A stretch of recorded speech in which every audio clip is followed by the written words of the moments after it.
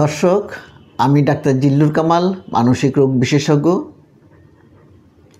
কালকে কয়েকজনের গ্যাপে গ্যাপে আমার কাছে 3টা রোগী এলো। 3টা রোগী চেম্বারে ঢুকেই প্রথম একটা নিষেধাজ্ঞা জারি করলো যে আপনারা দরজা বন্ধ করবেন না। কেন? দরজা বন্ধ করলে আমার দম বন্ধ হয়ে আসে, আমি কিছুতেই সহ্য করতে পারি না। এই ধরনের রোগী দেখে কিন্তু আমি অভ্যস্ত। অনেক রোগী আছেন যারা লিফটে চড়তে পারেন না।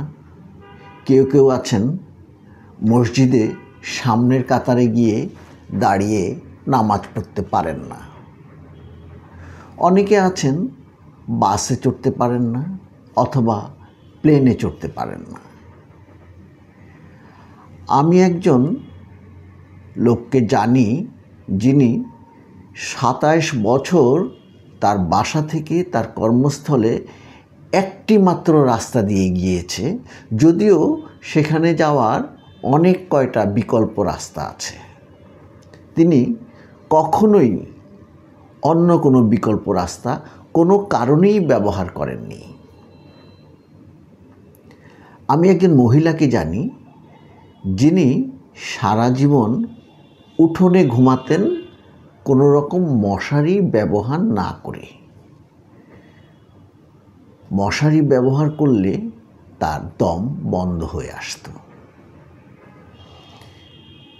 যে রোগীগুলার উদাহরণ আপনাকে বললাম, এদেরকে হয়তো আপনি চেনেন। আপনার আশেপাশেই এরকম আপনার পরিচিত জন আছেন। অনেকেই এদেরকে বলেন, তোমরা মনে সাহস আনো, কি হবে, কিছুই হবে না, কেন ভয় পাচ্ছ, যাও, গেলেই হবে। দর্শক, এরা একটি মানসিক রোগে ভুগছেন যার নাম অ্যাগোরাফোবিয়া। এই ধরনের মানসিক রোগীরা ভিড় কিংবা যেসব জায়গা থেকে সহজে বের হয়ে আসা যাবে না সেই সব জায়গায় যেতে ভয় পায়, এবং সে কারণে তারা এমনকি এমন রাস্তা, যে রাস্তায় একদিক থেকে ঢুকলে আরেক দিকে বের হতে অনেকটা বেশি সময় লাগবে, সেরকম সরু রাস্তাতেও তারা যেতে চায় না। আজকে আমার এরকম আরেকটি রোগী এসেছিল। তার অভিভাবক আমাকে জিজ্ঞেস করলো, রোগটি কি খুব বেশি জটিল? আমি বললাম, রোগটি খুব বেশি জটিল না, তবে একে পুষে রাখলে সমস্যাটা এই হয় যে আপনার স্বাভাবিক চলাফেরা, স্বাভাবিকভাবে জীবনযাপন করা ব্যাহত হয়। আমি একজন রোগীকে পেয়েছিলাম যিনি 23 বছর তার বাসা থেকে বের হননি। একজন মানুষ যদি 23 বছর শুধু কেবল বাইরে গেলে তার কি হবে, তার হার্ট অ্যাটাক হয়ে যাবে কি না, সে প্যানিক হয়ে যাবে, এই ভয়ে বাসা থেকে বের না হয়, তাহলে মানুষ বাঁচেই বা কতদিন, আর তার জীবনের থাকেই বা কি? সেই কারণে এই মানসিক রোগটি ঠিক আমাদের উন্মাদনা ধরনের মানসিক রোগ না, যেখানে রোগী ভাঙচুর, মারামারি, গালাগালি করে কিংবা বিভিন্ন ধরনের অলীক কল্পনা করে, সেরকম না। কিন্তু এই রোগটি মানুষের জীবনের পরিধিকে খুব সংকীর্ণ করে তোলে।